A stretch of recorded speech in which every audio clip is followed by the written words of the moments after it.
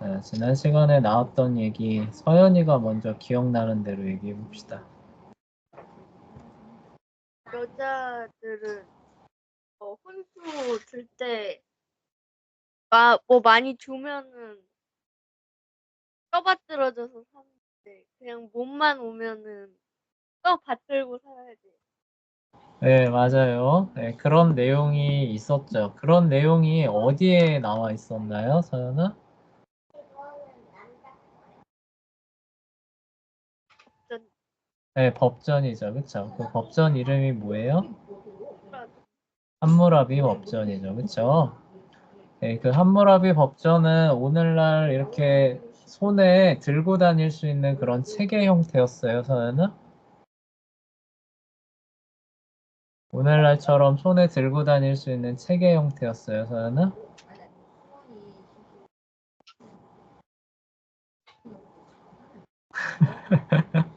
자, 재현아, 체계 형태였어요? 기둥에다가 새겼어요. 커다란 네, 기둥. 그쵸. 예, 휴대할 수 있는 형태가 아니라 거대한 기둥입니다. 높이가 무려 2.3m예요. 네, 그런 거대한 기둥에다가 새겨놓은 이유가 뭔가요? 모든 사람들이 보고 이제 하라고. 네, 맞아요. 네, 그래서 오늘날의 광장에다가 게시해 놓는 그런 의미에 더 가깝습니다. 자, 그리고 재현이 함무라비 법전에서 기억나는 거 뭐 또 있을까요? 뭐 도둑질을 하면 그 손을 자르고 그렇게 그리고 뭐 하면 죽이고 뭐 하면 죽이고 했는데 그렇게 네. 한 이유가 이제 그 당시에는 무정부 상태였기 때문에 함무라비가 그 왕권에 오르고 나서 정부가 만들어지니까 이제 그런 잔인한 법들을 통해서 이제 좀 이제 나라를 사람들이 이 죄를 지으면 이렇게 죽는구나 하고 좀 머리에 새기도록 하려고 이런 네, 만들었어요. 약간 섞였어요. 비슷하긴 한데 함무라비가 그렇게 한 게 아니라 200년 동안 무정부 상태다 보니까 그때까지 살아남은 법률은 기본적으로 어떤 특징을 갖는 거예요? 잔인하고 잔혹한 처벌을 하는 특징을 갖게 되는 거죠. 자연스럽게. 이해돼요? 네. 네, 무정부 상태다 보니까 처벌이 별로 뭐 이렇게 안 하면은 사람들이 더 무시하겠죠. 그렇죠? 네, 그러다 보니까 처벌이 강한 법률들이 남게 된 거고, 그리고 함무라비는 200년 이후에 그 중에서 좋아 보이는 법들을 추려내서 만든 거죠. 그렇죠? 법전을 만들어내는 역할을 한 거죠. 그렇죠? 네, 그래서 재현이가 틀린 얘기는 한 건 아닌데, 함무라비 법전에 실린 그 법이 잔혹한 이유가 무정부 상태를 지나면서 살아남은 법률들이기 때문에 처벌의 정도가 좀 강하다. 그리고 그 목적은 본보기로 삼는 거죠. 재현이가 말했던 것처럼 본보기로 삼아서 다른 범죄를 억제하려는 그런 부분이 있었죠. 또 뭐 기억나는 거 있을까요?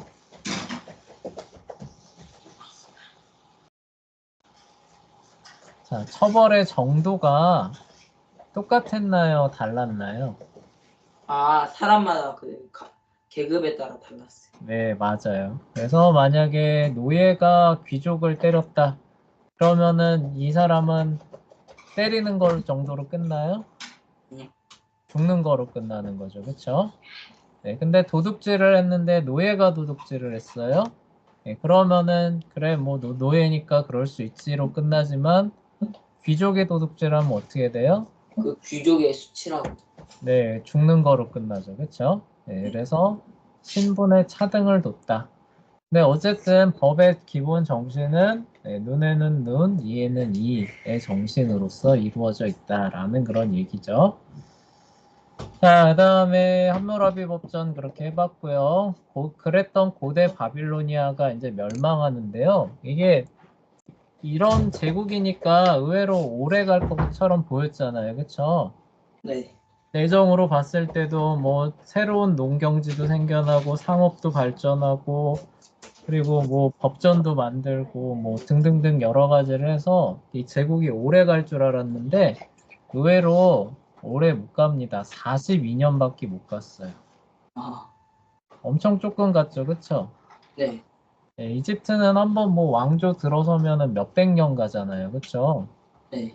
여기는 42년밖에 안 갔는데 그 이유가 뭐냐면은 이집트는 기본적으로 다른 나라가 침공하기 쉬워요, 어려워요? 어려워요. 어렵죠. 그러니까 이 한번 나라가 세워지면 안정적으로 오래 갑니다. 근데 이 메소포타미아 지역은 그럴까요, 안 그럴까요? 침공하기가 쉽군요. 네, 맞아요. 넓은 그런 계곡의 비옥한 지대이다 보니까 유목민족들의 그 침입이 생각보다 많은 지역이었거든요. 그래서 아카드 제국도 세워졌지만 100년이 채 못 가서 무너졌잖아요. 그렇죠? 네. 네, 그 이유가 그것도 외적의 침입에 있었거든요. 네, 그 지역에 다시 세워진 거대한 왕국이잖아요. 그렇죠? 아카드 제국을 이어서 드디어 등장한 그 큰 제국이지만 역시 외적의 침략에 속수무책으로 무너집니다. 42년 동안 번성했는데 그 이후 후계자가 다른 나라의 침공을 막아내는 데는 실패를 하게 됩니다. 그래서 1600년경에 이르면 히타이트라고 알려진 산악 민족이 있는데 이 민족이 수도인 바빌론을 점령하게 돼요. 그리고 다른 지역은 다른 민족이 또 점령을 합니다. 그래서 바빌로니아 그 제국이라고 하는 그런 것들이 1600년이죠. 그렇죠? 1600년 정도에 이제 퇴장을 하게 되고 신바빌로니아가 이제 BC 한 700에서 600년 사이예요. 그러니까 이 이후로 한 1000년 정도는 어떻게 되는 거예요? 이 지역 주민의 힘으로 일군 거대한 제국은 다시 일어나요? 못 일어나요? 뭐지? 못 일어나. 근데 아시리아 바빌로니아가 이제 일어나는 게 한 700년, 800년 정도 돼요. 예, 그러니까 한 거의 그냥 그 어림 잡아서 한 1000년으로 얘기를 합시다. 한 정확한 거 연대는 좀 봐야 되는데 아시리아가 좀 헷갈리네요. 네, 하여간 그런 제국이 일어나기 전까지 그 수메르 문명 지역에서는 이런 거대한 제국들은 일어나지 않게 되는 거죠. 네, 그러다 보니까 이집트가 어떨까요? 더 강성한, 그쵸? 네, 패권 제국으로 남을 수 있었겠죠. 그쵸? 무슨 얘기인지 이해가 돼요? 네, 근데 이집트 우리가 신왕국 말미로 가게 되면 어떻게 돼요? 신왕국 네, 신왕국 말미로 가게 되면은 이집트를 넘어서는 제국이 들어선다라고 얘기를 하잖아요. 메소포타미아 지역에. 그쵸? 그게 아시리아와 신바빌로니아라고 얘기를 하는데 그게 들어서면서 무역의 루트가 이집트를 거쳐가는 게 아니라 흑해 쪽으로 돌아가는 루트가 나오게 되면서 이집트가 더 이상 패권국이 못 되게 된다라고 했던 얘기 기억하죠. 그쵸? 네. 근데 그 상황이 오기 전까지 이 메소포타미아 지역이 어떤 거예요? 이런 거대한 세력이 생겨날 만하면 어떻게 돼요? 이민족들이 와가지고 다 무너뜨려 버리고, 그쵸? 또 이민족들이 와서 다 무너뜨려 버리고, 그래서 이집트만 이렇게 거대한 패권 국가로 남아 있다가 나중에, 그쵸? BC 한 800년, 700년대 이르러서 거기에 큰 세력권이 이제 형성이 되고 그게 이집트를 압도하면서 이집트가 이제 퇴락하게 되는 길로 가는 그런 모습이 보여집니다. 근데 그런 것들이 고대에서부터 좀 그러니까 일어날 수도 있었던 거죠. 그렇죠? 아카드 제국도 그렇고 고대 바빌로니아 왕국도 그게 계속 유지가 됐으면 이집트랑 이렇게 대등하게 할 수 있는 큰 세력권이 될 수 있었을 텐데 이집트는 외적의 침입이 어려웠기 때문에 그게 그냥 유지가 됐지만 요 수메르 지역은 침입이 워낙 쉬웠던 거예요. 그렇죠? 그래서 조금 그렇게 세력권이 크게 형성될 만하면 어떻게 되는 거예요? 외적의 침입으로 무너지고. 그렇죠? 도시국가들이 서로 전쟁하면서 무정부 상태 가고 뭐 이런 상황으로 계속 갔던 거죠. 그래서 그런 큰 세력권이 형성이 못 됐던 겁니다. 그래서 연습 문제로 넘어가 봅시다. 자, 재현아, 우르가 멸망한 뒤에 가장 고통받은 사람 누구예요? 농부들이요. 네, 왜 그래요? 무정부 상태이기 때문에 피해를 많이 입었었어요. 어떤 피해를 입었길래?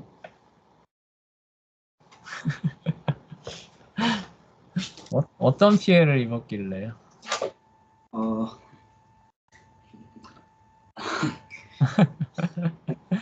다 고통스러운데 왜 농부가 가장 고통스러울까요? 그 무정부 상태다 보니까 막 그 사람들이 농부 괴롭히면서 막 고치죠. 네, 맞아요. 세금 같은 거 걷어갈 때 거기에 대해서 보호를 받을 수 있는 그런 게 있어요, 없어요? 없어요. 없죠. 그리고 전쟁이 일어나면은 군사가 필요하잖아요. 그쵸? 네. 네, 군사 징발 누구한테 할까요? 농부들한테. 농부들이죠. 일반 평민들한테 할 텐데 그 사람들 대부분이 다 농부잖아요. 그쵸? 네. 그래서 열심히 싸우러 나가요. 그러면은 싸우러 나가 있는 동안에 우리 농지는 누가 대신 그 경작을 해주나요? 안 해주죠. 그쵸? 그럼 갔다 오면은 먹을 게 있어요? 없어요? 없어요. 없죠. 그쵸? 근데 세금은 또 내야 되죠. 그쵸? 얼마나 살기 어려웠을지 대충 짐작이 가요? 네. 네, 그래서 일반 평민들이 가장 어려운 삶을 살게 됩니다. 자, 함무라비는 정복지에서 상인들이 이자를 20% 이상 받지 못하게 금지하는데요. 서연아, 이거 왜 이렇게 금지해요? 잘 살게 하려고. 네, 잘 살게 하려고 금지한 거죠. 그렇죠? 네. 자, 20% 이상 받지 못하게 금지했다는 얘기는 이전에는 어떻게 했다는 얘기예요, 서연아? 저는 20% 이상 막 받았다는. 그렇죠. 무제한적으로 막 받았다는 거죠. 그렇죠? 네. 한번 생각을 해봐요. 서연이가 오늘 배가 고파서 엄마한테 얼마를 빌린다고 해봅시다. 얼마 빌릴 거예요? 그냥 얼마 나는 정도 빌리면은 오늘 먹고 살 수 있을 것 같아요, 서연아? 10,000원? 10,000원? 그래요. 10,000원 정도 빌린다고 해봅시다. 자, 10,000원 빌리면 오늘 하루는 그래도 뭐 편의점 가서 먹고 살 수는 있겠죠. 그쵸? 네, 근데 내일 엄마가 서연이 어제 10,000원 빌렸으니까 원금 10,000원하고 이자 10,000원에서 20,000원 줘. 이렇게 얘기를 해요. 자, 서연이 20,000원 갚을 수 있어요? 내일? 못 갚았어요. 그래서 좀 기다려주세요 했더니 다음날 또 가니까 이틀 뒤에 엄마가 자, 그럼 그 전에 20,000원하고 또 이자 20,000원에서 오늘 40,000원 줘. 이래요. 자, 이런 식으로 가면은 순식간에 몇백만 원, 몇천만 원 되겠죠. 그쵸? 네. 네, 그러면 어떻게 돼요? 저 이거 너무 많아서 못 갚아요. 이렇게 되잖아요. 그쵸? 파산 신청한. 오늘날에는 파산 신청하면은 그 사람의 빚을 못 가져가게 나라가 보호해 주잖아요. 그쵸? 네. 옛날에 파산 신청하면 어떻게 되는지 알아요? 그 사람 노예로 팔립니다.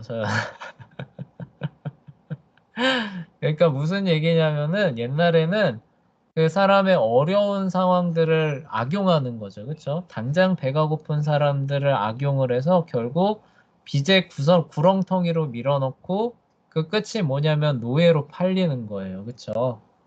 네, 그런 악순환을 보니까 함무라비가 막는 거죠. 네, 그래서 이자율을 1년에 20% 이상 받지 마라. 예를 들어서 서연이가 엄마한테 오늘 10,000원 빌렸어요. 그러면 1년 뒤에 12,000원만 갚게끔 강제해버리는 거죠. 그렇죠? 그래서 일반 사람들이 이렇게 노예로 마구잡이로 팔리는 일을 막으려는 목적으로, 그러니까 일반 평민들에 대한 보호죠. 네, 그런 목적으로 이렇게 하는 겁니다. 그리고 오늘날에도 요거랑 비슷해요. 오늘날에도 법정 최고 이율이 한 요 정도밖에 안 됩니다.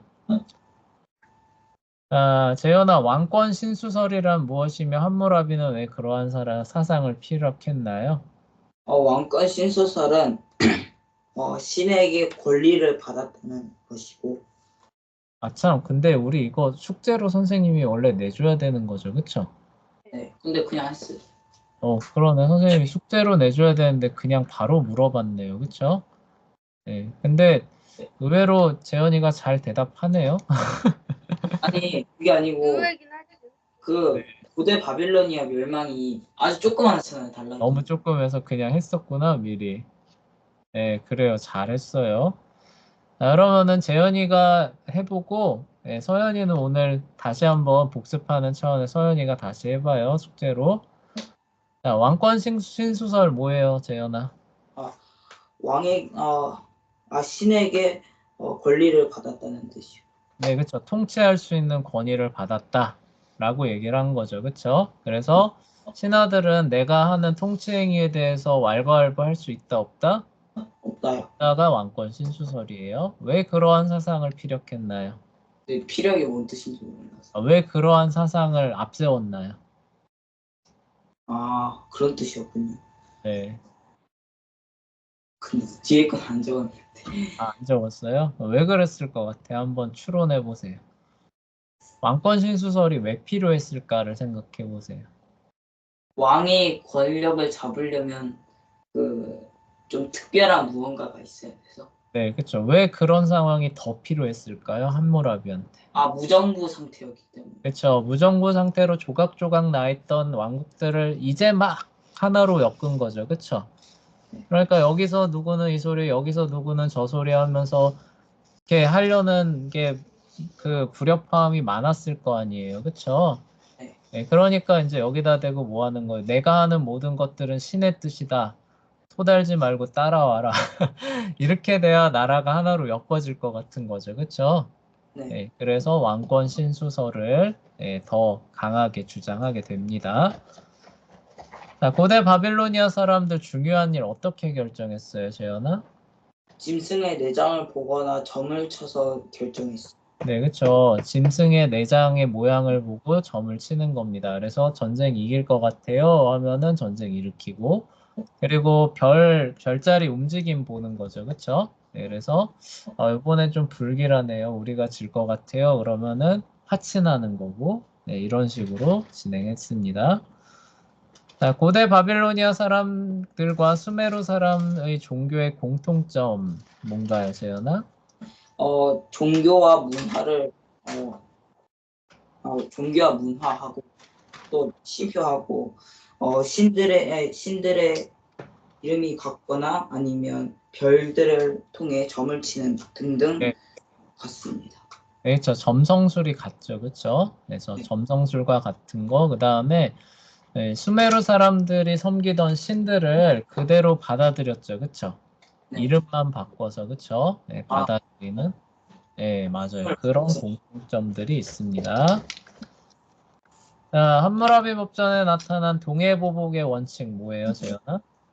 눈에는 눈, 이에는 이의 법칙이요. 네, 그렇죠. 그 뜻이 뭐예요? 눈에는 눈, 이에는 이라는 것의 뜻이 뭐예요? 상대방이 때리면 나도 때리고 상대방이 치면 나도 때리고. 네, 그렇죠. 동해죠, 그렇죠. 해를 뭐가 입은 두 것과 개예요? 똑같이 뭐예요? 보복해주라는 원칙이죠, 그렇죠? 네, 자, 자기들만의 법이 뭐예요, 재현아? 다 상대방이 자기를 쳤을 때 자기 알아서 판단해서 그 사람을 치란. 그렇죠. 네, 공적인 측면의 법이 있어요, 없어요? 없어요. 네, 없죠. 서현이 왜 손 들었어요? 왜 5번이 두 개인가요? 네? 5번이 두 개예요? 그럼 하나씩 밀려서 하시면 돼요. 선생님이 실수한 거죠, 그렇죠? 네? 5번이 두 개래요. 5번이 두 개요? 네. 맞네. 네, 그렇대요. 네, 자기들만의 법이라고 하는 거는 자, 공적인 측면에 법이 있다는 거예요, 없다는 거예요? 없다는 거죠, 그렇죠? 그래서 뭐 도둑이 들어도 뭐 어떤 뭐 싸움이 벌어져도 호소할 만한 게 없으니까 이제 뭐예요? 자기들끼리 해결하는 건데 자기들끼리 해결하라 그러면 잘 해결이 돼요? 아니요. 안 되죠. 누구 하나가 거의 죽어야만 끝나는 거죠, 그렇죠? 네. 그러기 때문에 함무라비가 법전을 더 이렇게 세워가지고 그쵸? 이거대로 해라 라고 할 필요성이 더 부각되는 거죠. 그쵸? 그리고 거기 다스리는 영주들한테 이 법을 시행하라고 또 강요적이 이렇게 푸시도 했겠죠. 그쵸? 네.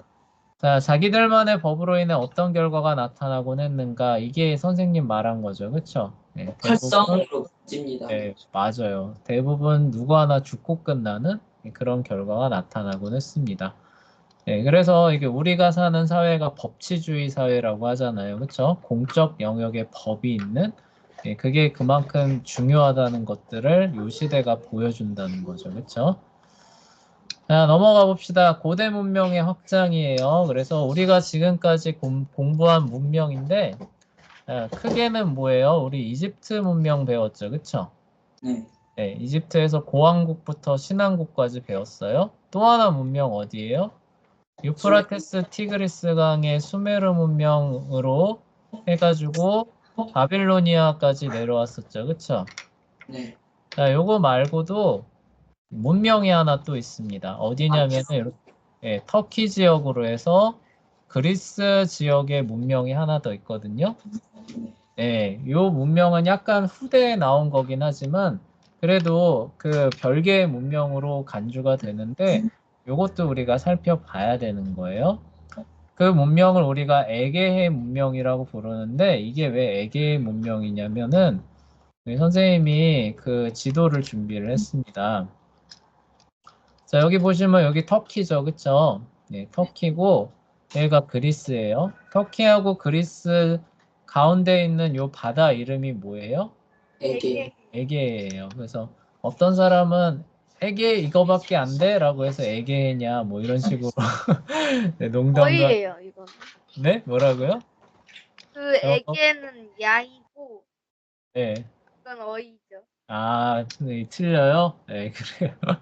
아, 뭐 에게. 네, 철자가 틀리죠. 그쵸? 네, 우스갯소리로 그렇게 얘기를 해요. 네, 바다 크기가 에게 이거밖에 안 돼? 그래서 에게다 뭐 이런 농담도 하긴 하는데요.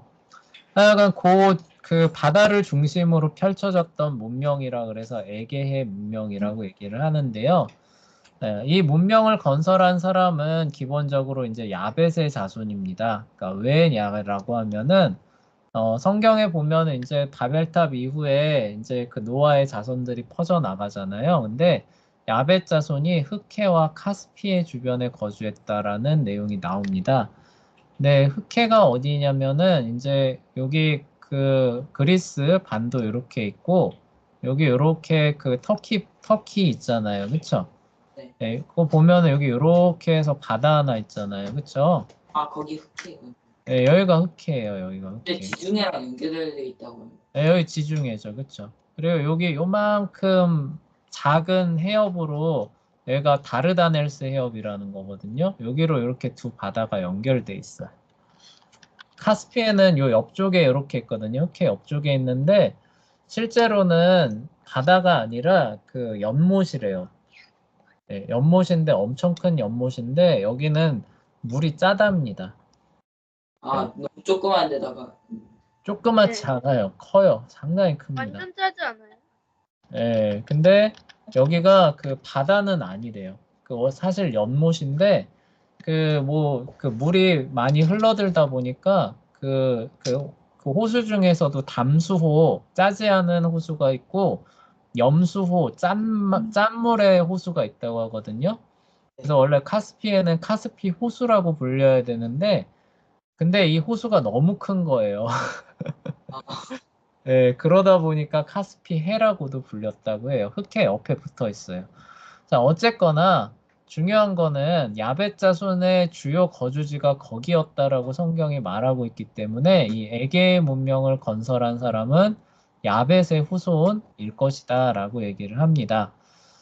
아, 그리고 요 사람들이 터키 지역이에요. 그쵸? 흑해가 아까 요렇게 있다 그랬죠. 그리스 있고 터키 이렇게 있으면은 흑해하고 여기 카스피해 여기 있으니까 처음에 여기 요렇게 산 거예요. 그쵸?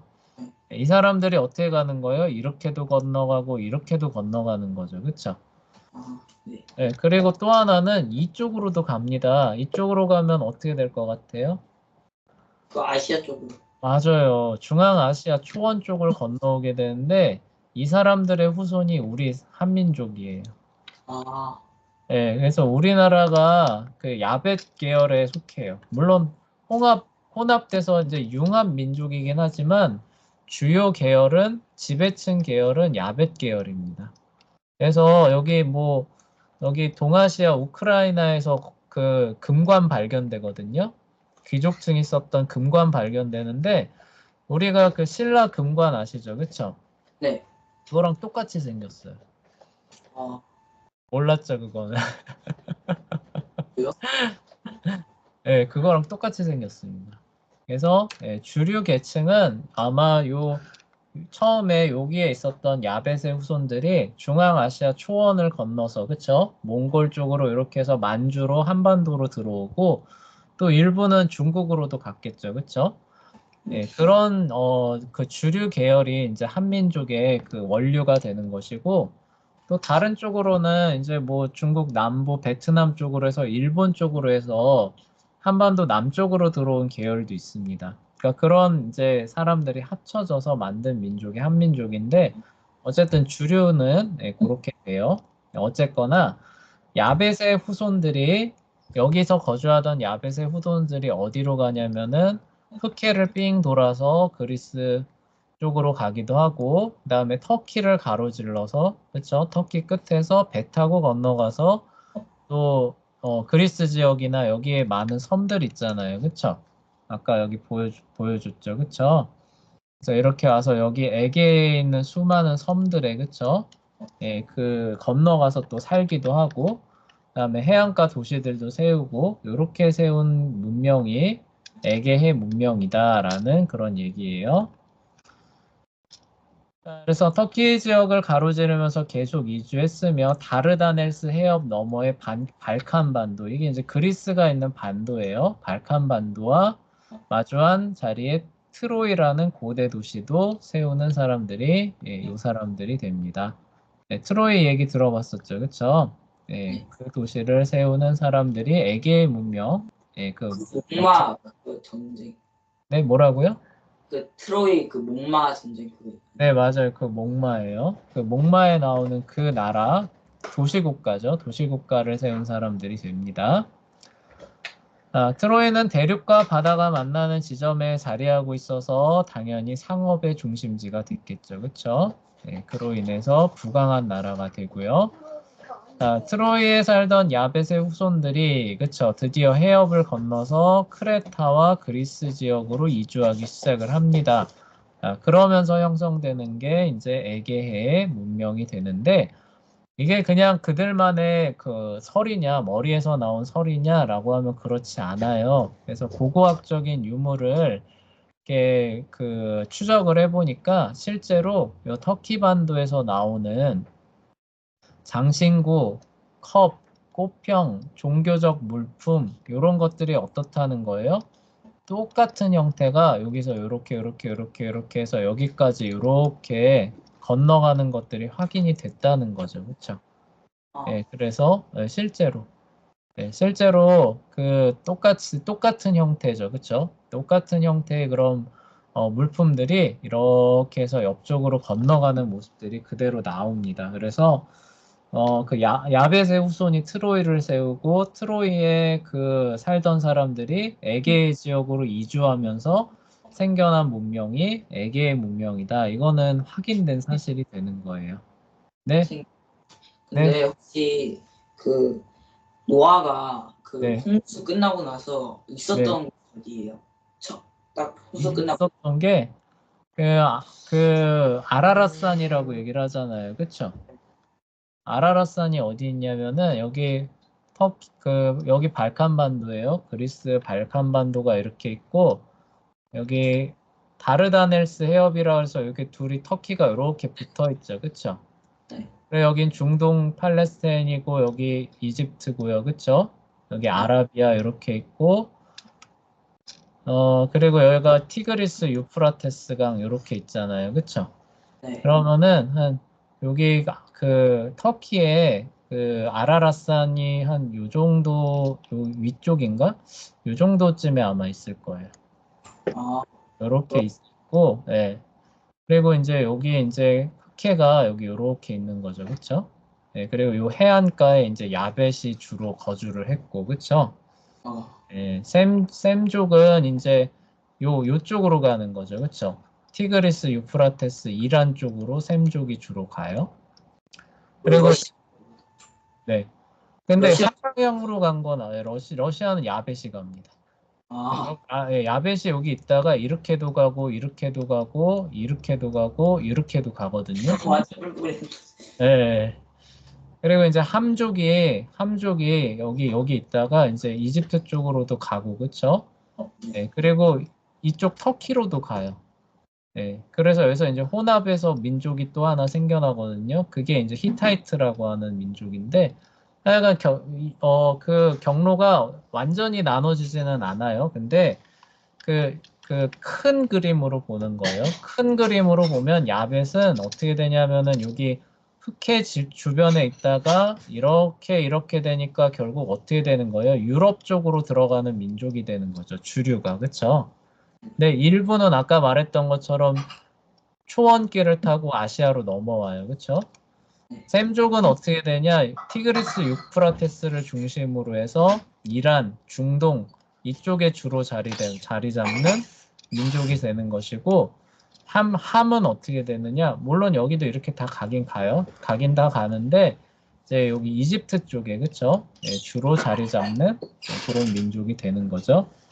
예, 별개 얘기고요. 예, 어쨌거나 그렇게 이제 된 거고. 자, 근데 그리스 지역에 지리적 특징이 하나 있는데요. 큰 강이나 비옥한 평야지대가 없다는 겁니다. 이집트는 어떤가요? 이집. 그 나일강이랑 그렇죠. 메소포타미아는 어때요? 메소포타미아에 티그리스와 유프라테스 강이라고 하는 큰 강이 있죠. 그렇죠? 네. 네. 그리고 이집트는 매년 강이 범람해가지고 비옥한 그 흙이 밀려오니까 농사가 잘 되잖아요. 그렇죠? 네. 티그리스 유프라테스도 강 주변이니까 농사가 잘 되겠죠. 그렇죠? 네. 자, 근데 우리가 발칸반도라고 부르는 그 지역에는 이런 큰 강이나 농사를 지을 만한 비옥한 땅이 있다는 거예요, 없다는 거예요? 없다. 없다는 거예요. 왜 없냐면은 이 지역은 산악지대예요. 우리나라로 따지면은 어떤 지대라는 거예요? 저쪽 강원도. 아, 강원도에서 농사 잘 져요? 못 지죠. 아니면 저기 북한의 개마고원 이런 데예요. 그래서 네, 그리스 지역 가보면은 이렇게 생겼답니다. 그쵸. 많이 보셨죠? 그쵸? 네. 네, 여기 보시면은 여기 집이 이렇게 있어요. 예쁘게 잘 지어놨죠? 그쵸? 네. 네, 자료사진 보시면 예쁘게 잘 지어놨는데 잘 보세요. 이 집이 지금 어디 위에 있나요? 산. 깎아지른 절벽산 위에 있죠. 그쵸? 네. 네, 자, 이런 지대에서 사람들이 살다 보니까 농사를 지을 수 있었을까요? 없었을까요? 없어요. 없어요. 근데 먹고는 살아야 되잖아요. 그쵸? 네. 이 사람들 어떻게 먹고 살았을까요?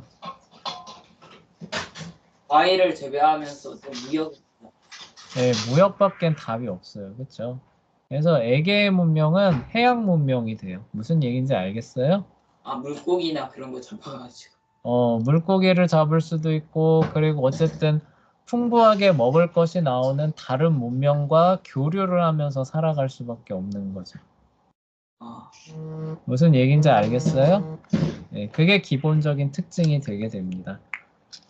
그래서 여기 이런 데 다 산악지대에 자리를 잡게 되는 거예요. 그래서 그동안 발전한 문화와는 상당히 다른 문화가 형성이 됩니다. 그래서 여기는 이제 해양 문명이 되는 거예요. 해양 문명이 되고 또 산악지대의 특징이 뭐냐면은 내부적으로 교류할 수 있는 그런 어떤 경로가 많이 있을까요? 없을까요? 없어요. 없어요. 예를 들어서 우리도 지금은 자동차로 가니까 그렇지 예전에 대관령 고개 하나 넘어가려고 그러면 힘들잖아요. 그쵸? 예. 근데 만약에 옛날에 걸어서 높이가 몇백 미터 되는 산악지대 저 위에 도시가 있는데 저기랑 좀 교류를 해보자라고 하면 할까요? 안 할까요? 못하죠. 못해요. 그래서 예, 그 각각의 지역 주변 그 지역마다 굉장히 독특한 문화들이 그 문화 문명들이 발전하기 시작합니다. 제각각으로 발전을 하는 거예요. 큰 영향과 모티브는 어디서 다 들어오냐면은 메소포타미아나 이집트에서 교류를 통해서 들어오는 거예요. 큰 테두리와 기본 그 바탕은. 근데 산악지대라고 하는 고립된 지역에 들어오다 보니까 이게 어떻게 되는 거예요? 현지 특성에 맞게 제각각으로 다 변형돼서 발전을 하게 되는 거예요. 이런 모습들이 이집트에서는 나올까요? 안 나올까요? 안 나오죠. 이집트는 뭐예요? 상당히 큰 강과 평야지대와 통일된 왕국이다 보니까 문명의 색채가 어때요? 하나의 왕국 안에서 거의 균일하게 나오죠. 무슨 얘기인지 알겠어요? 근데 여기는 어떻게 돼요? 산악지대로 다 나눠져 있다 보니까 비슷한 문명이 들어가 있어도 시간이 흐르고 나서 보면은 완전히 다른 형태의 문화 문명들이 막 각기 자리 잡고 있는 형태가 된다는 거죠. 네. 무슨 얘기인지 알겠어요? 네. 예, 그 메소포타미아도 거기 좋잖아요, 그쵸? 그래서 막 이민족들 쳐들어오고 그러니까 거기도 문명이 어떻게 돼요? 어느 정도의 동질성들이 많이 나타나죠, 그쵸? 네. 그런 반면에 그리스 지역은 어떻다는 거예요? 안 그렇다는 거예요. 어떤 문명이 들어가도 그게 다 제각기 발전하면서 독특한 특징들이 제각기 막 다 나온다는 거죠. 그렇죠? 네. 네. 그리고 굉장히 사람들이 독립적인 특징을 갖게 됩니다. 무슨 얘기인지 알겠어요? 그게 이제 요 지리의 그런 특징에서 오게 되는 거예요. 그래서 우리가 알고 있는 그런 그 메소포타미아나 이집트와는 상당히 다른 형태의 문화 문명이 나오고 요게 또 서구 문화 문명에서 또 큰 그 역할을 하는 또 하나의 그 원동력이 됩니다. 그래서 그 서구 문화 하면은 그리스 문화 많이 얘기하잖아요. 그쵸? 예, 네. 그리스 문명 얘기하잖아요. 네, 그 부분이 바로 여기서 나오는 거예요. 그리스의 고립된 산악지형. 그래서 자기 나름대로 형성 발전하게 되는 그 특징들, 예, 그런 부분들이 나중에 이제 그 서구 문명의 예, 그 특징의 한 부분을 이루게 된다. 예, 그 얘기가 되는 겁니다.